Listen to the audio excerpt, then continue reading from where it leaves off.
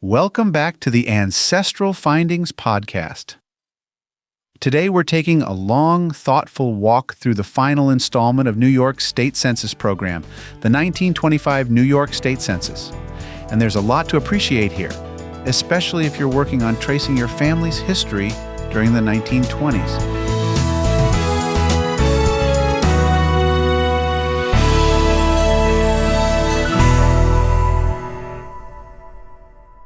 Now, let's start with the big picture. The 1925 census was taken at a time of real cultural change. World War I was over, the economy was humming along, and prohibition was in full swing.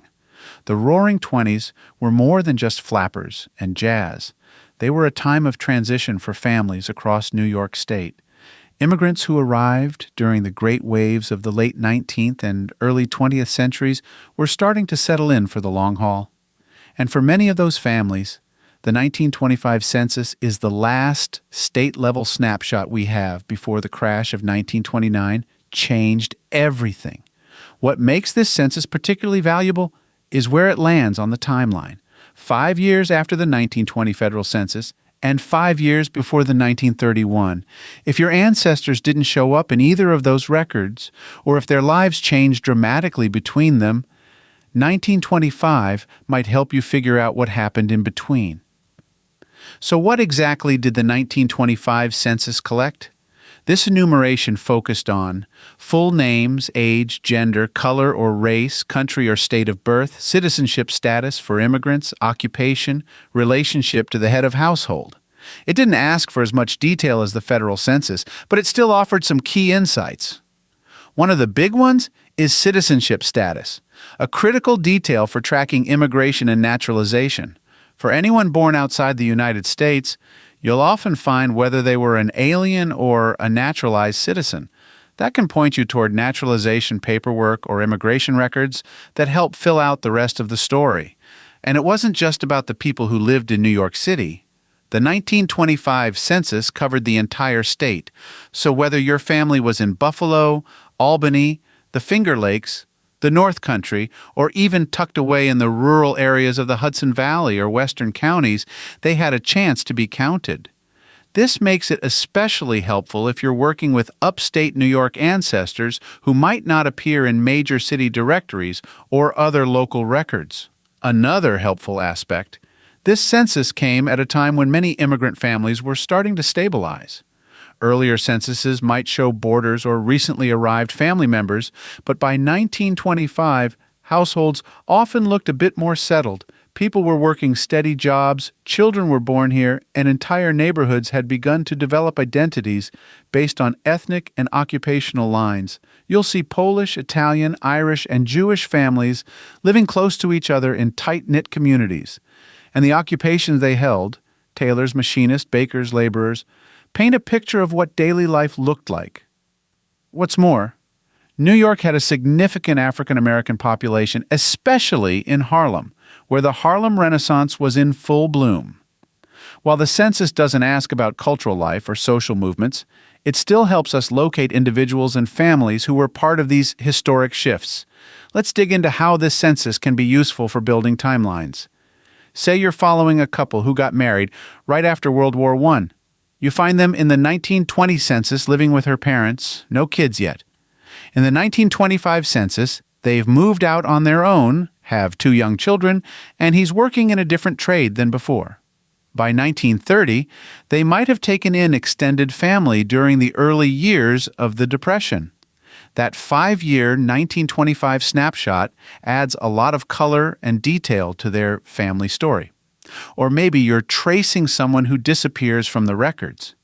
Let's say an ancestor shows up in 1920, but not in 1930. If you find them in 1925, you've narrowed the range for a death date or emigration. Maybe they moved out of New York State, or maybe there are state records to be found. That one record might push your research in a whole new direction. Now, as helpful as this census is, it's not perfect. You'll still encounter the usual issues: names misspelled or miswritten, hard-to-read handwriting, damaged microfilm, indexing errors, especially for foreign names. But if you use tools like city directories, local maps, or church records in combination with the census, You can usually confirm you've got the right person. And remember, sometimes the neighbors hold clues. Extended families often lived next door or just a few houses down. Now, where can you find the 1925 New York State Census? Several great sources. FamilySearch.org has the images for free. And while the indexing may not be complete, browsing by district is easy. Ancestry.com has a fully searchable version with digital images.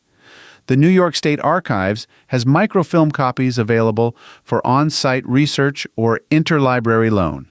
County historical societies and local libraries might also have copies or transcriptions. Let's close with a bit of context about the times. By 1925, America was enjoying economic growth.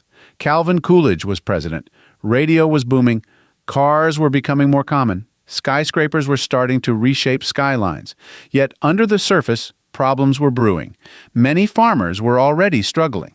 The stock market was becoming unstable. Labor tensions were growing. In just 4 short years, the 1929 crash would usher in the Great Depression. This makes the 1925 census a critical document. It captures the very end of a long era of immigration and industrialization, and the calm before a national storm. For genealogists and historians, this is the last deep breath before America's great unraveling in the 1930s. So, if you're building a timeline, searching for relatives who seem to vanish, or just trying to understand what life looked like in 1920s New York, this is your go-to source. And that brings us to the end of today's episode of Lost in Between. This series is all about finding the value in the spaces between the federal censuses, and 1925 is one of the most important spaces of all. Thanks for listening.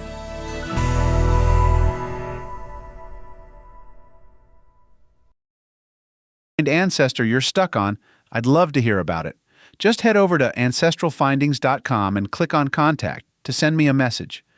While you're there, take advantage of our free weekly genealogy lookups. Explore thousands of articles and enjoy hundreds of podcast episodes. We've been helping family history researchers since 1995. And if you're looking for even more, check out our Genealogy Gold Q&A series over on Patreon. Thanks for listening, and as always, happy searching.